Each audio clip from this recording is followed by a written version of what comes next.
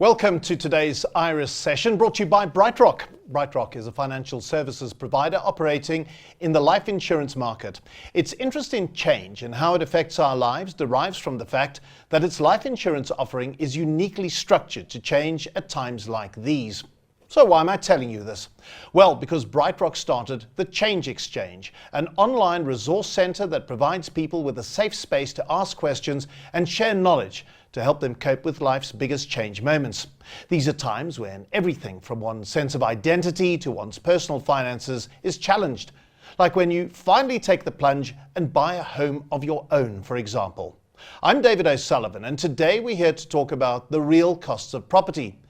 As many of you know, buying a property is only the start of your expenses, and there are loads of costs involved with this change moment that tend to catch homeowners off guard.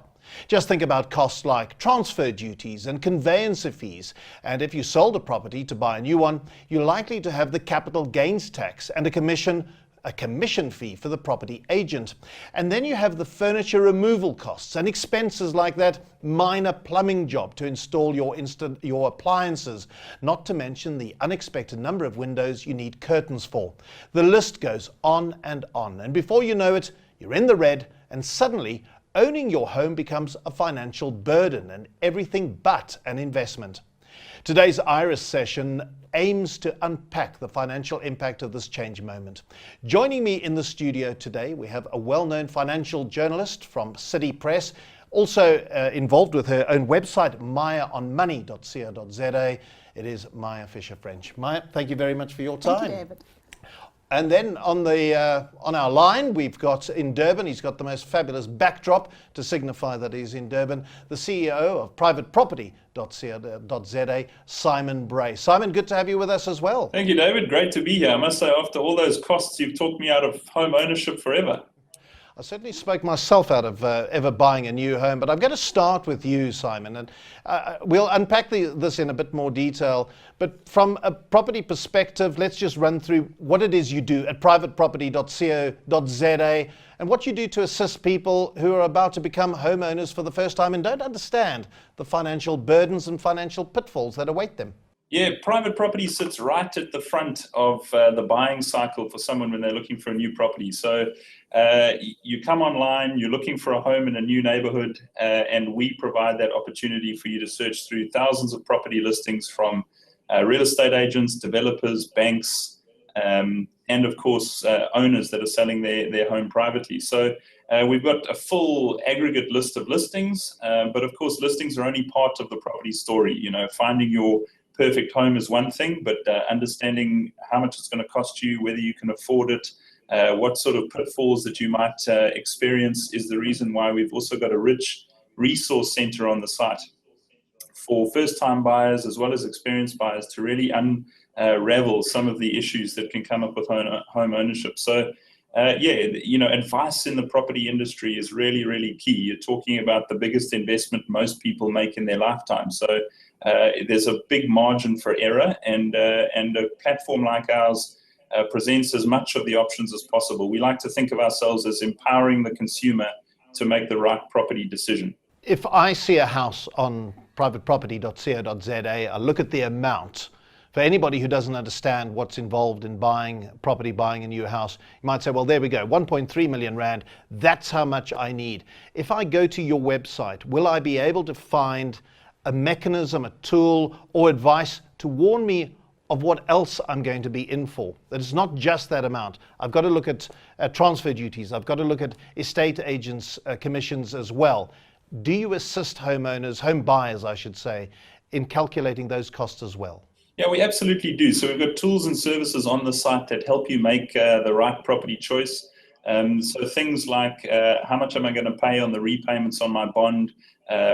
What does the affordability look like for me? So you can plug in your monthly income amounts, your monthly expenses. It can output how likely you are to be able to purchase the property, what your maximum bond amount is that you can get from a financial institution. And then it unpacks some of the costs. And I mean, you mentioned some of them, but a lot of people coming into it just look at the asking price of the property and they think that that's all they're going to spend. They don't realize the cash outlay not only at the beginning of the process, but over the years of ownership.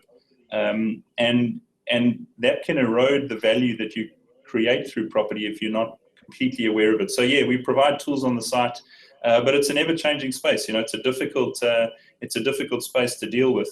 Different property titles have different costs associated. You've got a sliding scale of fees based on the value of the property that you're talking about. How much of a home loan, how much of a deposit, whether it's a cash buy. There are all sorts of variables, so it can become quite complex, and I think that's why people are often daunted by the prospects, when they're looking at purchasing a home. Well, let me bring you in, Maya. How daunting a prospect is buying property? Well, you're asking someone who's done I've bought 2 homes and I've built my 3rd, and I can tell you that I think probably building it was more daunting than buying it. So certainly yes, but I think that is exactly the point, as Simon was saying, is people have so little understanding of what it actually costs, especially the first couple of months, which is the transfer fees, the conveyancer fees, moving in, and of course municipal deposits. You have to put in huge deposits for your lights and electricity and your tax and rates. So what the banks generally found is that people would go and take out short-term loans or microloans in order to fund the deposit and all of these other expenses. So and then they started to realize these people were now trying to pay off a bond and these short-term loans, which is why we saw a move by the banks to actually extend to 110% loans. I'm not saying that that's the right way necessarily. I would advocate that you save up ahead of time for all of those costs, but that's why we saw that move by the banks to really extend credit beyond the 100%, because in recognition that it costs you a lot more than the asking price. Now, some of the advice that you'll get from financial advisors is get into the property market as quickly as you can. From my experience, and I'm on house number 4 now, I always saved, because I don't want to sound like I'm a financially astute person. I've made some terrible blunders, but I've always managed to save a substantial amount of money, knowing that that is what's going to pay the lawyers and pay the transfer duties and everything else. So for my first house, I couldn't get into the property market as quickly as I wanted to because I didn't have that nest egg, if I could call it that. What is your advice? How quickly do you get into the property market? How much do you feel you need to actually put aside to ensure that you're not going to overextend? For me, putting money aside ahead of time is not just about having the lump sum to pay for all those fees. Basically, it's also to stress your budget. Say, okay, I'm currently renting. I'm not going to take that step up into home ownership. Can I afford it on a month-to-month basis? Have I got room in my budget for the mortgage and for the running costs? And by actually saving that money every month and putting it away, you're starting to live on a budget that's more realistic about what you're going to be able to afford to live on in your home. So for me, it's actually an opportunity to sort of simulate home ownership. So it's both ways. It's spending the money and understanding effectively what it's going to cost you to live, living on that lesser amount that you're going to have to learn to live with, and at the same time having that deposit. And of course, having the deposit, first of all, it wipes years off your repayments, and secondly, it lowers your interest rate because the banks see you as lower risk. In fact, I was speaking to one of the banks the other day about putting down a 10% deposit, and he was saying that if you don't have a credit record, so some people have gone their whole life, they've chosen not to have a credit card. If you have that 10% deposit, they would consider that effectively a credit record because it shows that you have the discipline to put money away. So to me, that 10% deposit, or 20% if you can, but certainly 10% deposit really changes the game for you in terms of earning a property. So there's a lot to bear in mind when you go for the first time home buyer, is not only to have the money to work out what your conveyancing fees are, what your transfer duties are going to be, whether you're going to pay more in rates and taxes, but whether you can actually put down a deposit. Now, I don't know if there's a kind of rule of thumb of how much that should be. It depends, I suppose, where you're buying and what you're buying. But you do need something a lot more substantial. You can't just look at a property price and say, I can afford bond repayments of 1.3 million. You actually, you know what? You think you can afford bond repayments on 1.3 million, but your running costs, and I've done the estimations, are generally about 50% of your bond repayment. By the time you've factored in all the other running costs, your rates, your levies, your electricity, your water, maintenance fees, if you live in a sectional title, there may be levies. Yes. So you're looking at, it's actually plus 50%, and I get a lot of readers at City Press writing in who've bought homes and can no longer afford them. Not necessarily the bond repayment, they just never knew what it was going to cost them to actually live in that home.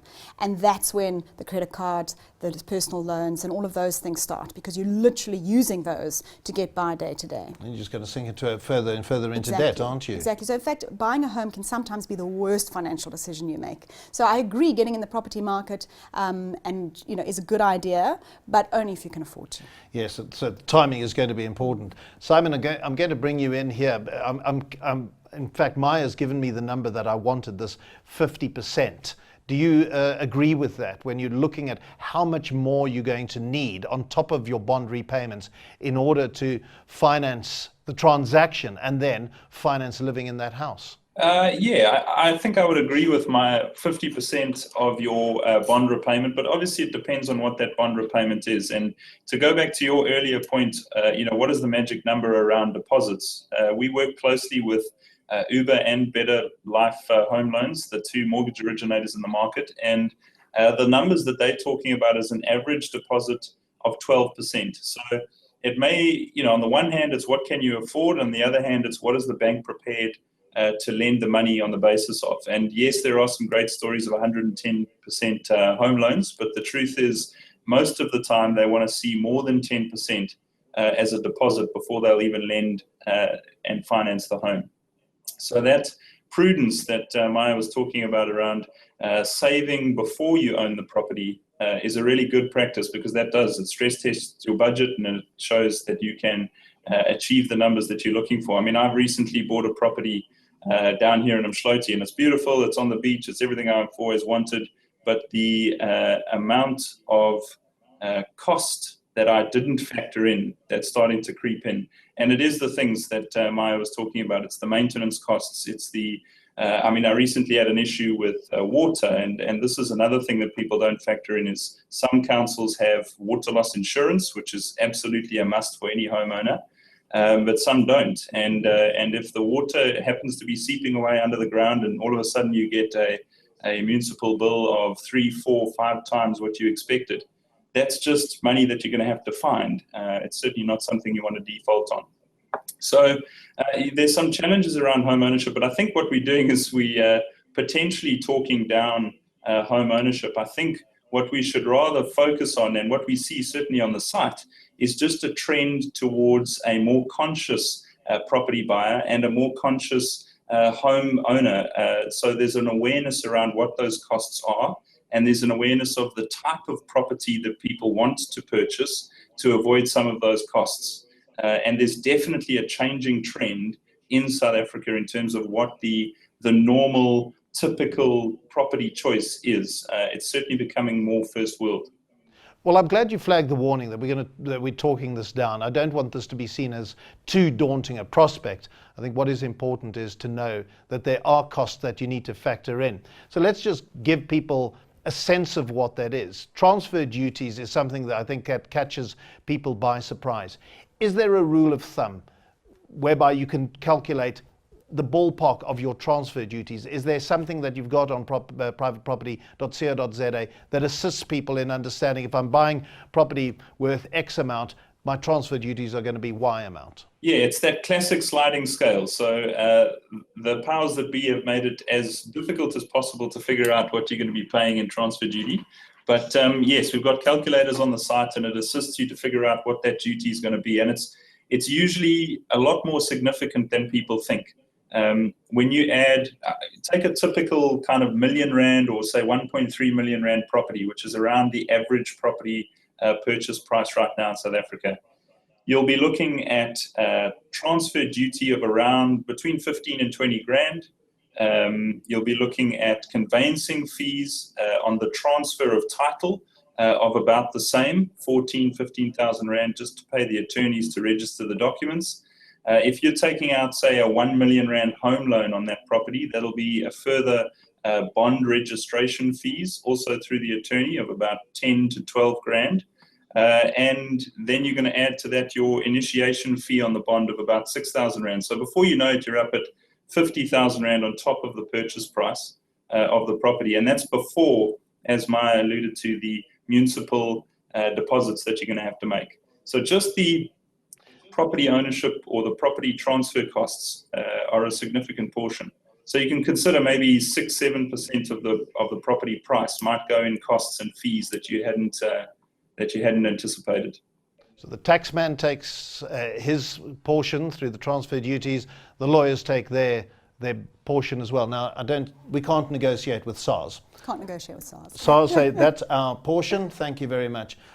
Lawyers, can you start negotiating with conveyancers to get a better rate? Yes, in fact, some of the banks, in order to encourage you to use them, will actually discount some of those fees as well. So they'll use in-house lawyers, or they'll have discounted the fees.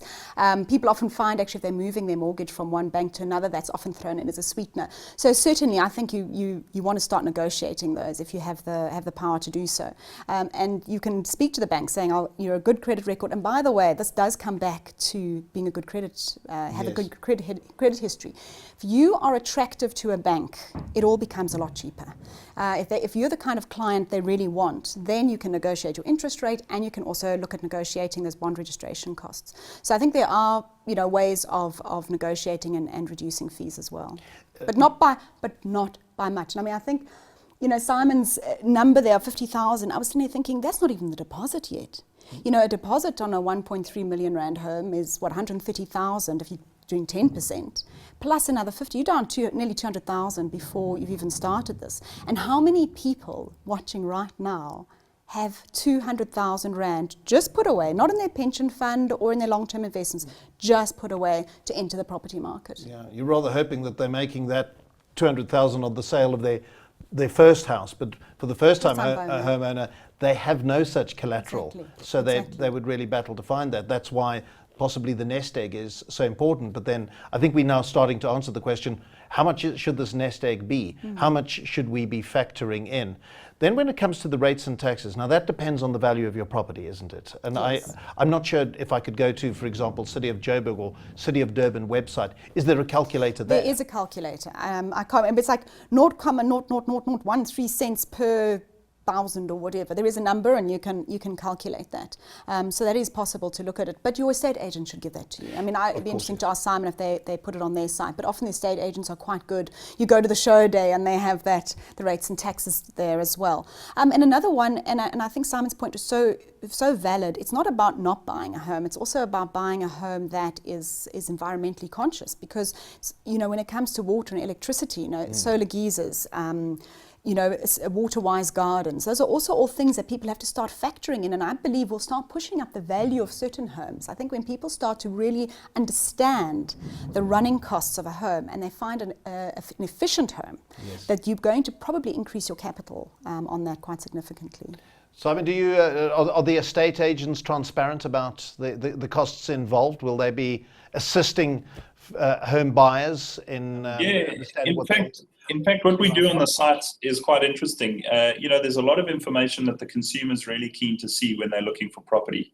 And it's not just, the classic stunning 3-bedroom with beautiful garden views or something. It's the meaningful information. It's the attributes of the property. It's the floor areas. I mean, floor area is becoming more and more important in property decisions, mainly because of the energy costs and the running costs of the home.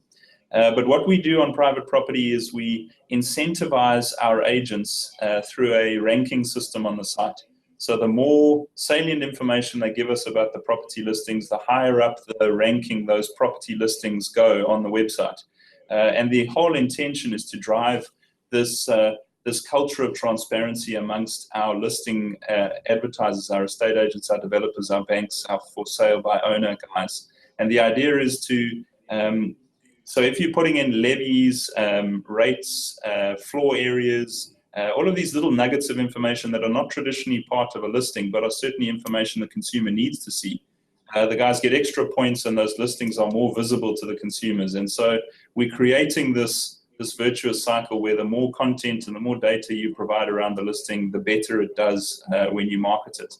And I think that is important because, to Maya's point, we're definitely seeing a trend that certain types of properties, properties that are easier to maintain, that perhaps have a set levy, so they're part of a sectional title development. You know exactly what your kind of maintenance costs are going to be because they're sanctioned by the homeowners association.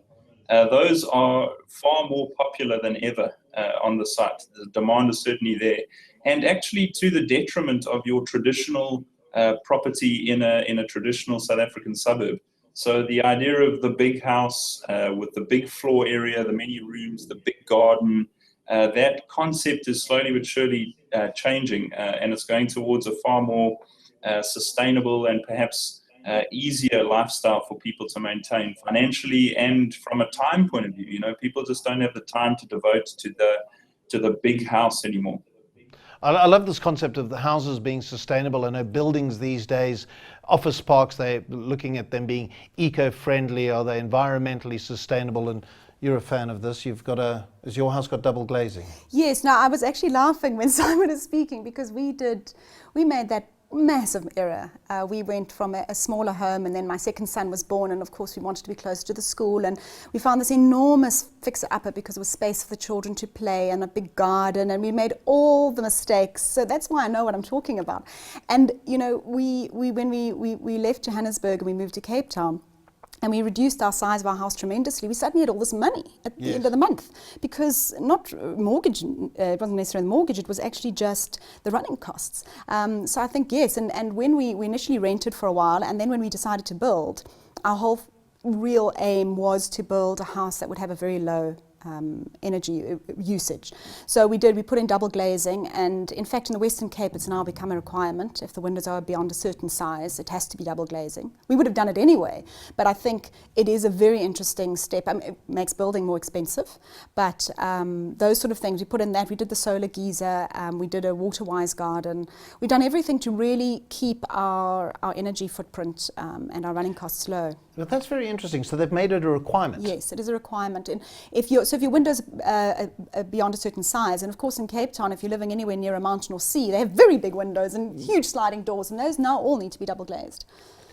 That'll come at a certain cost, though, won't it? You know, I have to tell you, that's what we thought. As I said, it was part of our budget anyway, but it wasn't actually that much more expensive because it's become a little bit more competitive. I think now that it's a requirement and more companies are producing the products. For me, you know, the fact that I did not switch this last winter, and Cape Town gets cold winters. Oh, yes. We did not switch a heater on the entire winter. Is, I think, testament to the benefits of double glazing. That's extraordinary. So you might have to make that initial capital outlay, but you're going to get it back over the years. I mean, we have a built-in fireplace that uses pellets, that does all the right things, but that's all we used. And in fact, we used it maybe a couple of weeks of winter. And the solar geyser, that must make a difference. And the solar geyser as well, of course, is very cost effective. Even in winter, I mean, you have to kick across through to electricity, and we saw our electricity kick up a little bit. But otherwise, you know, if I look at what we spend on electricity now compared to what we did in the big, you know, traditional South African home, it's probably about 20% of what we were spending. 20%. Yeah. Well, that's a significant amount. And we put in a special pool pump that was low, you know, that also used low electricity. We were able to do that, and I think, you know, that's one of the benefits of building today, is that you don't have to because to retrofit is difficult, but if you're building from scratch, you can do these sorts of things. Oh yes, tailor make it all for yourself. You did say that you bought a fixer-upper. Now, I can imagine that those tend to be quite attractive from a distance, because they will obviously come at a lower price. Yes. So you can buy a big property in a good area cheaply, because it needs, I think the estate agent's language is tender loving care. Yes, Meanwhile, yes. it means it's falling down and you've got to spend a fortune fixing it up. Absolutely. Now, you've described that as your biggest financial mistake? It was our biggest financial mistake, and I think, you know, the running costs were one area of it that we hadn't expected, but the other was that, and I've now renovated and I've built, and building is actually cheaper per square meter because of when you renovate, you don't know what you're going to find. So as you take down a wall or as you change something, you don't know what you're actually going to discover, and it's extremely difficult to really price for it effectively. So it is a very, very, certainly not a financially wise move, I would say, unless you've done your numbers, you have a good build, but you also just, those renovations were very expensive. And over time, what we certainly felt, by the time we came to sell, this shift in the market had happened, and a big home on a big garden with big running costs it wasn't as attractive as it was when we'd originally bought it. So certainly, yes, I would say that is the trend. That is why, I mean, we didn't necessarily lose money on the actual capital of the house, but what we put into the house and the running costs, you know, we could have probably funded our child's entire education from that. That's significant. Yeah. That really is significant. Simon, I think you've first brought up this issue of maintenance. Now, what we've done is we've run through all the costs over and above the purchase price of a house that one could incur. We've been through transfer duties, conveyancing fees, all of that, rates and taxes. Maya's talking now about the maintenance of a house, and I think that that's something that people tend to forget about, and in fact don't factor in, don't maintain a house, and then you're not going to be able to sell it for as much as you would have liked, because it does become a bit of a wreck. I wish houses were static objects. They're not. They're dynamic. They change all the time. From your perspective, talk me through this issue of maintaining a home and the costs involved there. Oh, I mean, I think any of us that have owned a home know what those costs tend to be. They sometimes sneak up on you. You know, it's a geyser bursting, and it's a pool cracking, or you know, it's these things that you don't necessarily factor in when you buy the property. I think, you know, private property is predominantly the sale of existing residential houses. So these are houses that have had owners in them before. They're going through their second or third set of hands, and so the condition of the home is critical to the value and the price that it fetches on the market. And certainly the houses that have stayed contemporary, you know, they've kept up to date with their maintenance. The walls are painted, the garden's neat, the interior is neat and clean. Where they can, they've added those energy-saving elements, and there's none of the difficult problems. Those properties are very sought after, obviously depending on the area, and you'll definitely realize a much higher value in the market than those properties that have not been well maintained. So if you're looking to protect your property investment, it's the stitch in time saves nine concept. You know, you absolutely have to allocate some form of budget on a monthly or quarterly basis to make improvements around the home. That's not easy to do. I mean, we've just discussed how difficult and constrained a budget can be, but simple things can make a massive, massive difference. In fact, we're working on a really cool stats tool in the business. We're hoping to launch it next year, but depending on the area you're in, certain attributes to the home are statistically relevant attributes in driving value. And what we're looking to do is present to market this little calculator or this tool that allows you to look at your particular neighborhood and say, what improvements could I make to my house that would have the most statistically relevant influence on the property value when I sell it. So it's really cool things like, well, in this particular neighborhood, 4-bedroom homes are far more sought after than 3 bedrooms. So if you have a 3-bedroom home, add a bedroom and you're going to get a significantly higher yield when you sell. You know, simple additions, decks, patios, you know, ensuite versus shared bathrooms.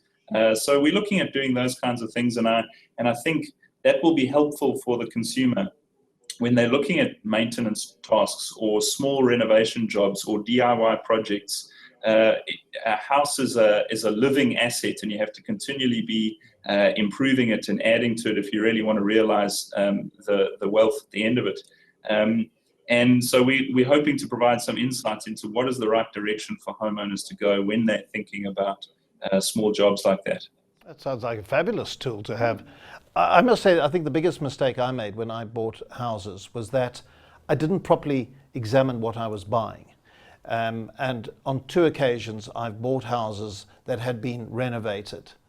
But because you go on a show day, and because my wife falls in love with every single house that she visits, no matter what the house is, and she wants that house every single time, I don't have the opportunity to walk around and find out, do the windows all close properly, for example? Are those beautiful wooden floors, are they creaking in any way? And once I've then moved in, I find myself, as I am right now, into the 3rd year of fixing up that house. Now, I don't know, do people properly examine what they're buying? Because you get one day and you got the estate agent doing the hard sell on you. In one day, you make your biggest financial commitment of your life. Mad. It's quite remarkable. If you think how many things we agonize over buying a pair of shoes, for example, we probably spend more time doing that than we do buying a home.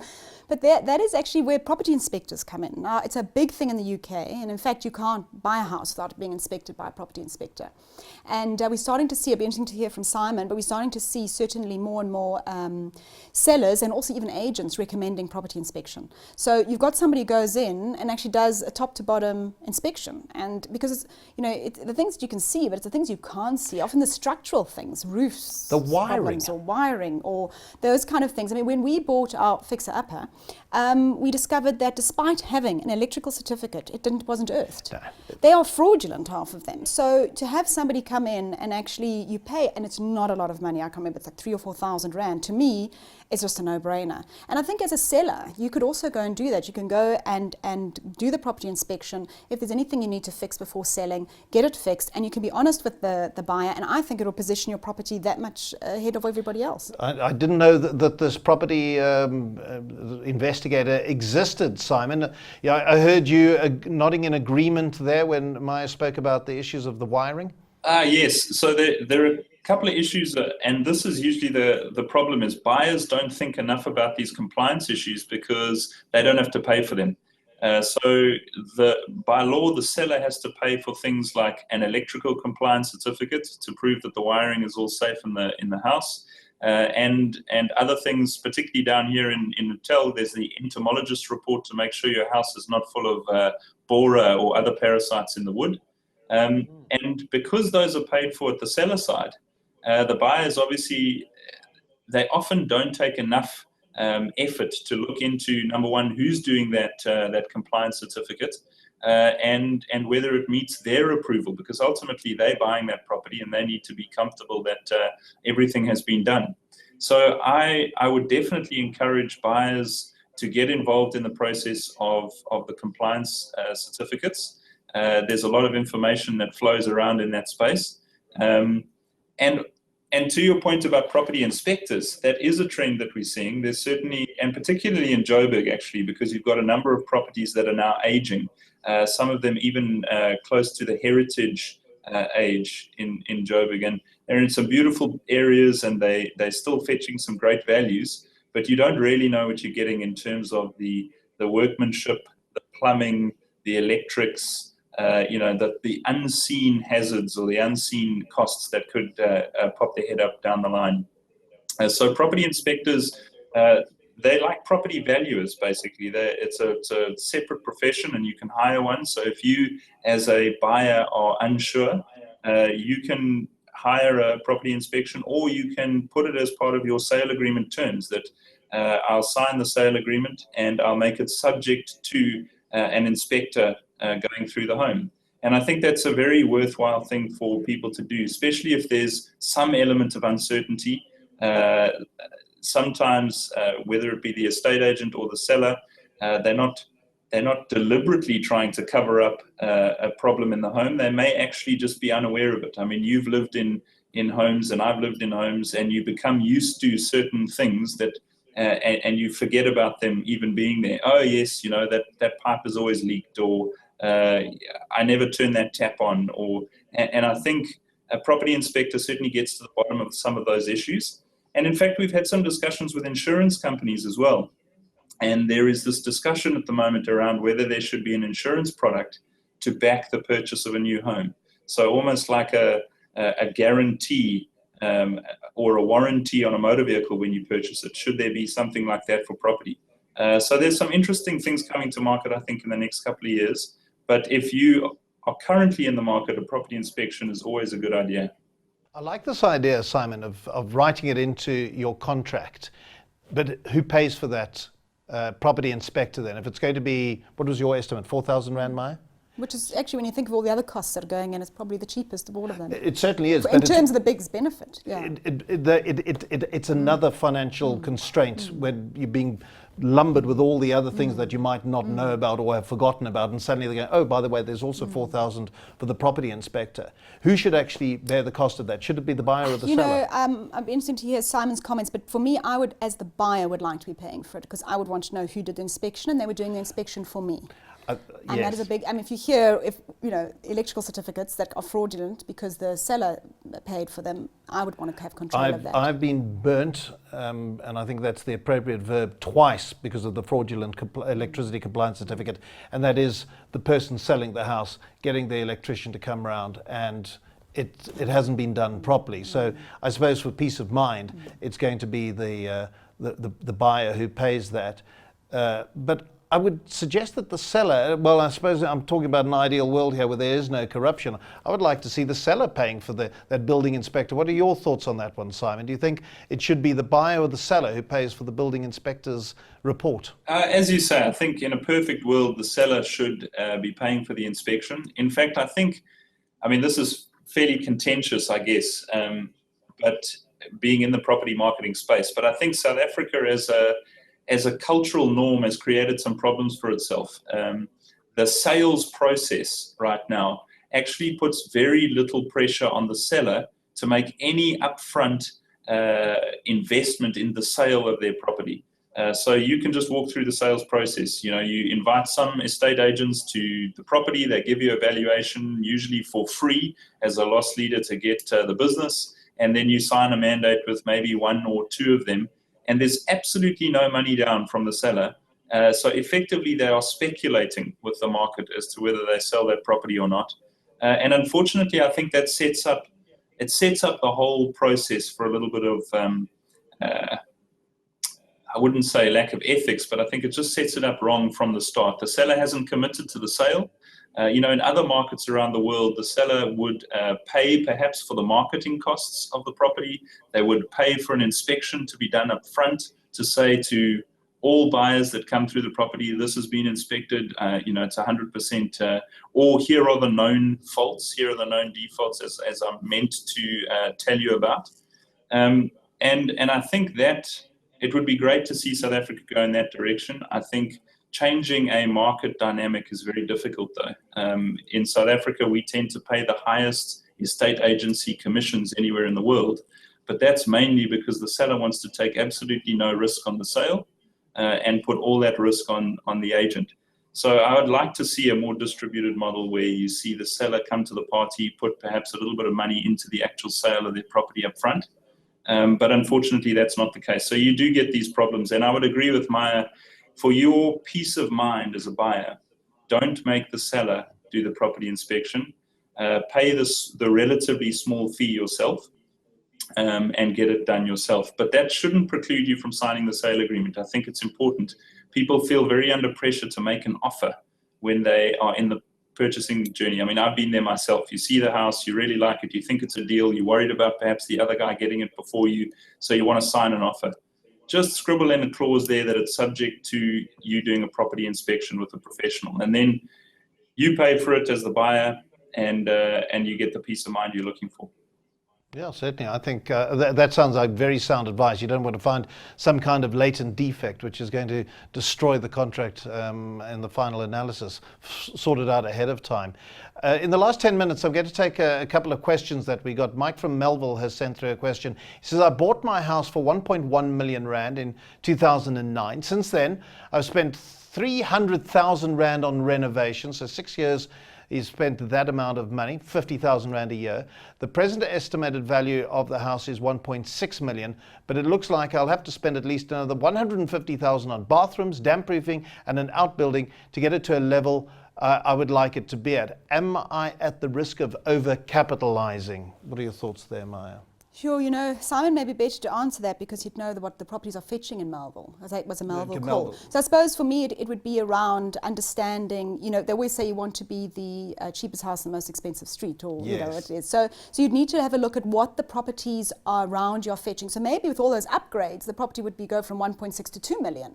But is there an appetite for buyers of 2 million Rand in Melville? So you'd need to do his research around that, because I think overcapitalization can be a problem in the short term, certainly. I mean, over time, one generally recoups the money, but one needs to look at it from that point of view. Certainly. Well, I used to live in West Dean, and I knew that I couldn't afford Melville because the property prices were so high, but I know Melville's been through some fluctuations. Have you got any sense of that, Simon? Would that be overcapitalizing from Mike's point of view, that he's spending a significant amount of money more to fix up his house. It might go to what you said a little bit earlier, where you've got that calculator to realize in Melville, if you don't have the added room, you don't have the outbuilding, you're not going to get a good price.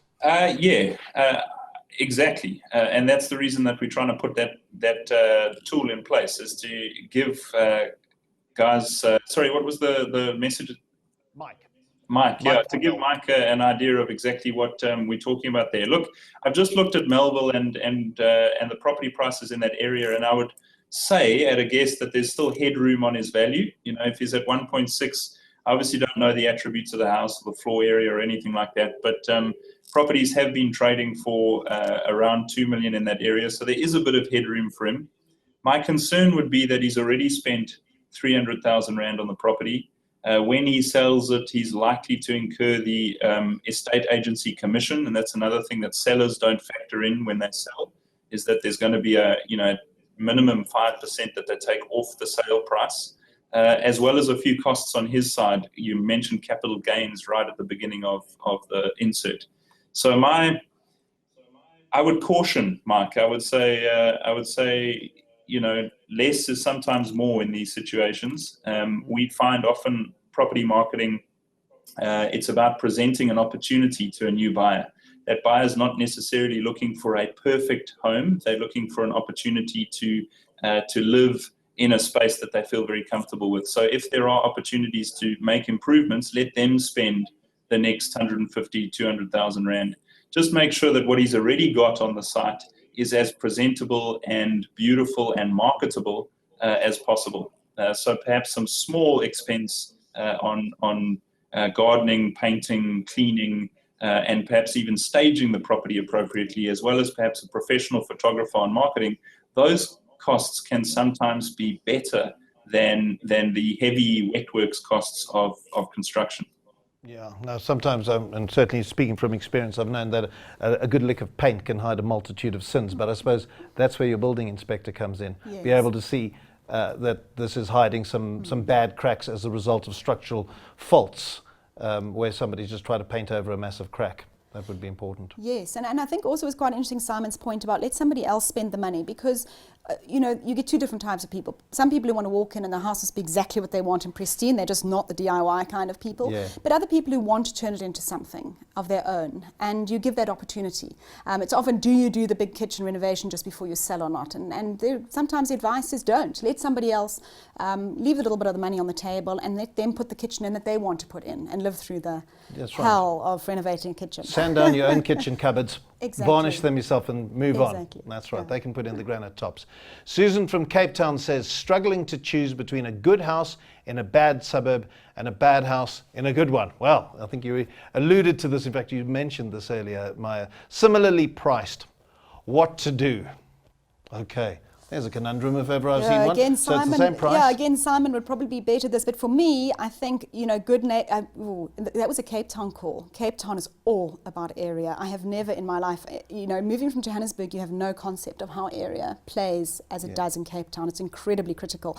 Literally one side of the road to the other can have massive price variations.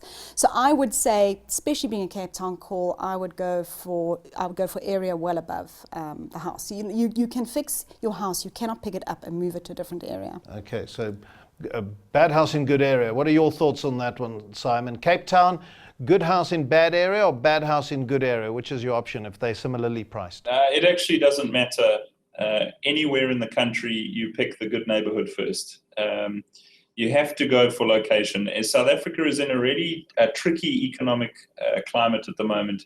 I don't think we're going to see significant across-the-board growth in property values. So what you're actually going to see is some markets do well, some niche areas and neighborhoods do well, and some areas that actually flatline or perhaps even go backwards in terms of value. So now more than ever, in today's kind of economic uncertainty, I would definitely be picking the good neighborhood, because that neighborhood is far more likely to achieve some capital growth over the next 5 to 10 years. Okay, so location isn't a myth, that's a reality. Paul from Sandton says, need to choose between a flat in Sandton and a house in an estate. I'm presuming, Paul doesn't say the estate's in Sandton. What's the best investment? Both of those is on the right track. Both of them are particularly desirable property choices at the moment. Sandton, we're seeing an incredible growth in property values, and I think it's because of the lifestyle opportunity of living and working within a close proximity. Joburg is all about commute times. It's becoming increasingly about how close you are to the office or to the shopping mall or to the local pub in the evening, whatever it is that you enjoy. And I think Sandton offers all of that. So I would say the apartment, the lock up and go, the levy, and the convenience factor are always going to be good. And what I like about it as well is it gives you the opportunity in the future to perhaps move on, retain the property asset, and put a tenant in it. So it's a highly sought after tenant opportunity and rental opportunity. So should his life take a turn for the better and he's able to buy a second property, then it's a great property to hang on to. But estate living, is also extremely popular at the moment. We're seeing traditional suburbs in South Africa, your normal Joburg suburbs, actually declining in property price. And it's sad to see that. No one wants to see property go backwards, but it's going backwards because that market is buying inside of estates. If you can put a wall around it and call it safe and secure, often people are very, very swayed by that, particularly people with young families. So really, both of them are excellent investment decisions. I would say if you're looking purely from an investment decision, the apartment in Sandton is better, but obviously lifestyle factors in. I don't think you'll lose money on either of those investments, though. They're both very on trend.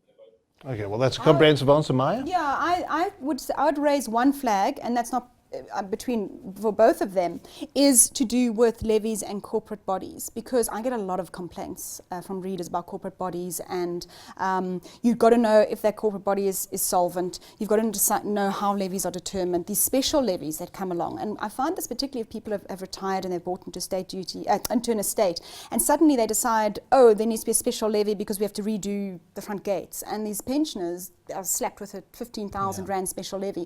So I would say that if you are going to buy, and I mean Simon's correct, we're certainly seeing security as the big issue. So estate or within a flat or in a complex, get involved in the body corporate, because that's where you have no control. And we had that debate. Did we build inside an estate or did we build outside? And actually we didn't in the end. We're in a fairly safe area, so security wasn't a big issue. But our issue was the rate at which those levies are increasing. They're increasing well above inflation. And so over time I want to be bond free. I will never ever be levy free. Yes. And you're contributing to the upkeep of a really big area. And where we live, the estates are fairly big, the levies are big. We're looking at 4,000 Rand a month on levies. So I think that would be my one caution on that example.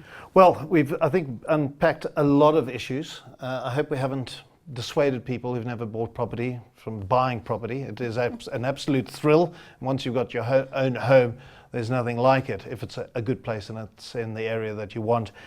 We've had a lot of advice from Simon and from Maya. I'm going to end our Iris session with my thanks to you, Maya. And if people do have questions, there's always mayaonmoney.co.za or on Twitter, same Twitter handle, Maya on Money. Okay. Yeah. Or City Press. Buy Or City Press and find buy all your City Press. Right, all of the stuff will be in the City Press. Yes, all your personal finance. And Simon Bray, thanks to you as well with that fabulous backdrop of the wave crashing over you. It made us in this rather hot studio rather envious. And privateproperty.co.za, we know that that's got a wealth of information. My thanks to you. And for those who have been watching, thank you to you as well. That's the end of this Iris session on the Change Exchange, brought to you by BrightRock. I'm David O'Sullivan. We'll be with you again the next time.